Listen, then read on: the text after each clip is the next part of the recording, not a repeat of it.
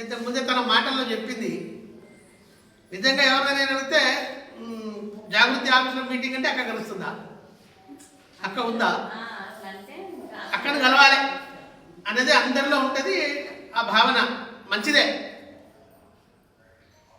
కాకపోతే అదొకటే సరిపోదు. ఇప్పుడు అక్కని కలవడం, ఫోటో దిగడం, ఇంటికాడ పోయి మనకు మనం సంబరం పడ్డం అంతవరకే పరిమితం అయితే మన లక్ష్యం నెరవేరదు.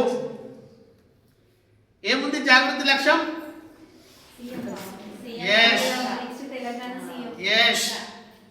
రైట్. కవితకు తెలంగాణ రాష్ట్రానికి మొదటి మహిళా సీఎం కావాలి. ఎస్, సీఎం కావాలి అంటే ఒక అక్క ఒక చెల్లి వాళ్ళ ఇంట్లో అనుకుంటే సరిపోతుందా? ఒక వాడలో అనుకుంటే సరిపోతుందా? ఒక నియోజకవర్గంలో ఉంటే సరిపోతుందా? ఒక జిల్లాలో ఉంటే సరిపోతుందా?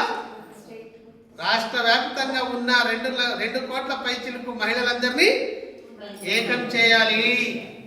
అది మన లక్ష్యం. ఎలా చేస్తాం మరి? ఏ రకంగా చేస్తే అది సాధ్యపడుతుంది? ఆ ప్రయాణంలో మొదటి మెట్టే ఇవాళ మనం మెడ్చల్ మల్కాజ్గిరి జిల్లా పక్షాన మహిళా వింగు యొక్క మొదటి సమావేశం. సో ఇది మీకు అందరికీ వివరించాలి, మీ అనుభవాన్ని మాకు అందించాలి. అలా ఒకరు చైన్ సిస్టమ్ తయారై అక్కను సీఎం చేయాలి.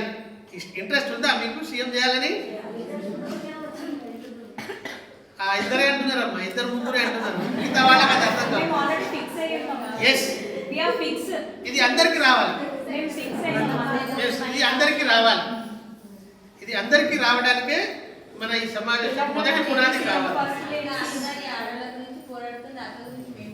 పాతలు చెప్పద్దు, కొత్తలు మాట్లాడండి. పాతల రోజు అదే పని విని ఉన్నారు కదా, కొత్తలు చెప్పాలి. దాని ఆవశ్యకత ఏమిటి? ఎందుకు సీఎం చేయాలి? అక్కడ ఎంతమంది చెప్పగలరు?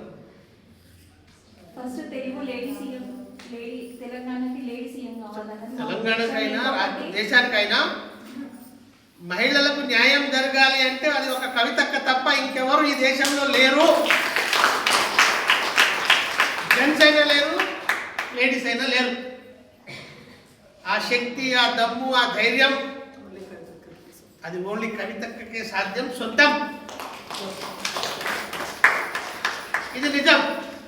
కానీ దాన్ని అడ్డగించడానికి, ముందుకు పోకుండా ఆపడానికి ఇక్కడ జరుగుతున్న పరిణామాలు ఏంటో మనం ఒకసారి లోతుగా అధ్యయనం చేసుకోవాలి. మీరందరూ అక్కడక్కడ వింటున్నారు. ఏమని? చాలామంది అక్క పట్ల ఇష్టం వచ్చినట్టు మాట్లాడుతున్నారు. సోషల్ మీడియాలో కావచ్చు, మీడియాలో కావచ్చు, బయట కావచ్చు. ఏమంటున్నారు? ఏం తక్కువైంది ఆమెకి? ఒకసారి ఎంపీ చేసింది, మళ్ళీసారి ఎమ్మెల్సీ ఇచ్చిండ్రు, ఏదో ఆస్తుల కొట్లాడబెట్టింది కాబట్టి బయటకు వచ్చింది అంటలేరా? దానికి మన సమాధానం ఏంటి? అందరు ముక్త కంఠంతో చెప్పే పరిస్థితిలో మనం అందరం చైతన్యం కావాలి. ఈ విషయం మనం చర్చించేటప్పుడు ముందు నుంచి సమాజంలో పురుషాధిక్యత తప్ప మహిళా ఆధిక్యత అయితే ఎక్కడా లేదు.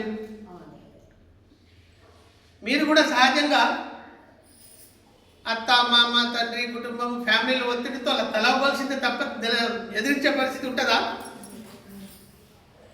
అన్నకు తమ్మునికి ఇచ్చిన వాట బిడ్డకి ఇస్తాడా? ఇవ్వరు. కొడుకుకు బయట పంపించినంత తీరులో బిడ్డను బయటకు పంపిస్తారా? వాడు చేస్తే తప్పు లేదు, కానీ ఇవి చేస్తేనే తప్పు. తప్పు చేయాలనేది కాదు నా ఉద్దేశం. అంటే ఉదాహరణకు మహిళలందరినీ ఇంట్లో ఏ రకంగా నిర్బంధించి ఇబ్బంది పెట్టి కంట్రోల్లో పెడతారనే విషయం మాత్రమే. కేసీఆర్ సాబ్ ముఖ్యమంత్రి, ఓకే. కేటీఆర్ సాబ్ మంత్రి, ఓకే. కవితక్క ఎంపీ, ఎమ్మెల్సీ ఒకటే సరిపోతుందా? తెలంగాణ ఉద్యమంలో మిమ్మల్ని అందరినీ, సరే వీళ్ళంటే యువకులు ఉండొచ్చు, అప్పుడు ఉండరు లేదో ఆ ఉద్యమంలో, కానీ బతుకమ్మను తీసుకొచ్చి తయారు చేసి వాడ ఊరు తిరిగి మహిళలందరినీ ఏకం చేసి ఎప్పుడో మర్చిపోయినటువంటి బతుకమ్మను తిరిగి పునర్జీవనం పోసింది ఎవరు? మీరు. కవితక్క. అంత గొప్ప ఉద్యమంలో అంత పాత్ర పోషించిన ఆమెకు ఎంపీ ఇచ్చిన ఓడిపోయింది, ఎమ్మెల్సీ ఇచ్చిన అయిపోయింది అంటే సరిపోతుందా? పార్టీలో పాత్ర ఇవ్వాల్సిన అవసరం లేదా? రాష్ట్ర వ్యాప్తంగా తిరిగి మహిళల్ని ఏకం చేయలేదా?